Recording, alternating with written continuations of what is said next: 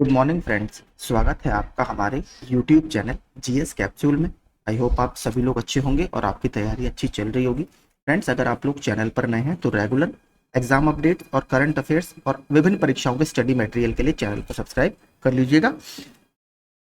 चलिए देखते हैं न्यूज़पेपर में कौन कौन से एग्जाम पॉइंट ऑफ व्यू से इंपॉर्टेंट आर्टिकल्स छपे हैं। अर्धसैनिक बलों में कांस्टेबल के भर्ती के बढ़ गए 20,471 पद। तो देखिए कल काफी बढ़िया ये न्यूज आई, क्योंकि नॉर्मल स्टेट गवर्नमेंट में तो हमारे यहाँ तो इतनी जॉब्स अभी नहीं आ रही हैं, लेकिन ये जो एसएससी का सेंट्रल आर्म्ड पुलिस फोर्सेस का एग्जाम होता है सीएपीएफ का, उसमें कांस्टेबल भर्ती के 20,471 पदों को बढ़ा दिया गया है। पहले इसमें 26,146 पद सृजित हुए थे। अब जो पदों की संख्या बढ़कर हो गई है वो हो गई 46,617। तो बहुत अच्छा, देखिए आपके पास मौका है। एसएससी ने नवंबर दिसंबर 2023 में लिए थे इसके ऑनलाइन आवेदन। अब आप यहाँ पर देख सकते हैं बीएसएफ में 12,076 पद हो गए हैं। सीआईएसएफ यानी सेंट्रल इंडस्ट्रियल सिक्योरिटी फोर्स में लगभग 13,500 पद हैं। सीआरपीएफ में 9,400, एसएसबी में सशस्त्र सीमा बल में 1926, आईटीबीपी में 6,287, असम राइफल्स में 2,990 और एसएसएफ में 296 पद आपके हो गए हैं। तो काफी अच्छा देखिए इस बार मौका है, क्योंकि एकदम इलेक्शन के बाद ही ये भर्ती आपकी बढ़ा दी गई है। परिणाम इसका देखिए अभी तक नहीं आया है, उससे पहले ही भर्ती में पदों की संख्या लगभग 20,471 बढ़ा दी गई है। भर्ती के बीच में पद बढ़ने से अधिक अभ्यर्थियों को अब सरकारी नौकरी का मौका मिल सकेगा। अगले कुछ दिनों में इस भर्ती का परिणाम जारी किया जा सकता है, जो कि काफी अच्छी बात है। बात करें अगर इसमें यूपी और बिहार से लगभग 15,20,290 अभ्यर्थी शामिल हुए थे, और टोटल अगर इंडिया में देखेंगे तो 46,47,000, लगभग 47 लाख 46.5 लाख बच्चों ने इसका एग्जाम फॉर्म भरा है। तो अब इसमें देखते हैं कब तक इसका परिणाम आयोग जारी करता है। तो जिन लोगों ने भी फॉर्म ये भरा था उनके लिए काफी अच्छा अवसर है। मेरी तरफ से आपको ऑल द वेरी बेस्ट आपके रिजल्ट के लिए। अगला, 57 जिलों में आउटसोर्सिंग से करें भर्ती। देखिए आउटसोर्सिंग वाला तो ये पूरा काफी ज्यादा किसी को पसंद आता नहीं है। हर जगह ये ठेकेदारी वाली प्रथा बिल्कुल सही नहीं है। पर्यटन एवं संस्कृति मंत्री जयवीर सिंह ने प्रदेश के 57 जिलों में विभाग में स्टाफ की कमी को दूर करने के लिए आउटसोर्सिंग पर भर्ती करने के निर्देश दिए। देखिए कमी तो होगी ही।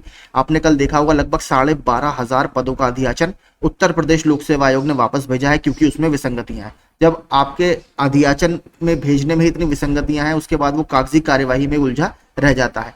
ई अधियाचन व्यवस्था सरकार ने लागू किया, लेकिन उसका भी कोई फायदा जमीन पर मुझे तो दिखाई देता नहीं है, क्योंकि जब आपका त्रुटियां अधियाचन में रहेंगी, जब कागजी कार्रवाई आपकी पहले जैसी ही है, कोई भर्तियों में तेजी नहीं आ रही है, तो क्या फायदा इस ई अधियाचन का, क्या फायदा उस डिजिटल फॉर्मेट का। साथ ही इनके वेतन आदि के भुगतान के लिए राशि की व्यवस्था करने को कहा। वे शुक्रवार को पर्यटन भवन के सभागार में विभाग की समीक्षा कर रहे थे। तो देखते हैं इसमें अगर कोई भर्ती संविदा पर निकलती है या फिर कॉन्ट्रैक्ट बेसिस पर निकलती है तो मेरे द्वारा आपको बता दिया जाएगा, क्योंकि रेगुलर भर्ती तो आप देख ही रहे हैं, कोई आ नहीं रही है। पीसीएसजे 2022 मुख्य परीक्षा के सभी अभ्यर्थियों को कॉपियां दिखाएगा आयोग। ये जब अभी इलाहाबाद हाईकोर्ट में मामले ने तूल पकड़ा था, उसके बाद आयोग ने स्वतः संज्ञान लिया था। इसका पूरा भी थोड़ी देर पहले मैंने ऑफिशियल नोटिस भी आपको दिखा दिया है, उसमें आप इंस्ट्रक्शन वगैरह पढ़ सकते हैं। अगर किसी का कोई रिलेटिव है तो उसको बता दे कि रोल नंबर के हिसाब से आयोग इसमें कॉपियां दिखा रहा है। 20 जून से लेकर 30 जुलाई तक अलग अलग दिन, एक दिन में 4 सेशन आयोग करेगा, जिसमें आपको कॉपियां दिखाई जाएंगी। एक कैंडिडेट को 30 मिनट दिए जाएंगे उसकी कॉपीज देखने के लिए, और केवल आप अपनी ही कॉपी देख सकते हैं। इसके अलावा देखिए 2015 में भी इसी तरीके का बहुत विवाद ये गहराया था। काश पीसीएस 2015 की मुख्य परीक्षा की भी कॉपियां दिखाई गई होती। पीसीएस 2015 मुख्य परीक्षा को लेकर भी अभ्यर्थियों ने काफी आपत्तियां दर्ज कराई थी। साथ ही पुनर्मूल्यांकन की मांग भी की थी, यानी री इवेल्युएशन की मांग की थी। एक अभ्यर्थी सुभाषिनी वाजपेयी ने आरटीआई के तहत कॉपी देखी तो उसके नंबर भी बढ़ गए थे। सीबीआई आयोग की 2011 से 2015 तक की भर्तियों की जांच कर रही है, और अब तक एकमात्र एफआईआर पीसीएस 2015 की मुख्य परीक्षा के मामले में लिखाई गई है। लेकिन देखिए इसको भी 9 साल आपके गुजर चुके हैं, तो कोई मतलब इन चीजों का है नहीं। तो ये जिनका कोई हो तो आप जाके ये उनको बता दीजिए, कॉपी अपनी से वो देख सकते हैं। लखनऊ में 87 केंद्रों पर कल सिविल सेवा की परीक्षा। तो कल आपका यूपीएससी की सिविल सर्विसेज एग्जामिनेशन होने वाला है। लखनऊ में लगभग 87 सेंटर्स इसके लिए बनाए गए हैं। लखनऊ वाले पूरे जिले में 40,030 परीक्षार्थी इस बार इस परीक्षा में हो रहे हैं शामिल।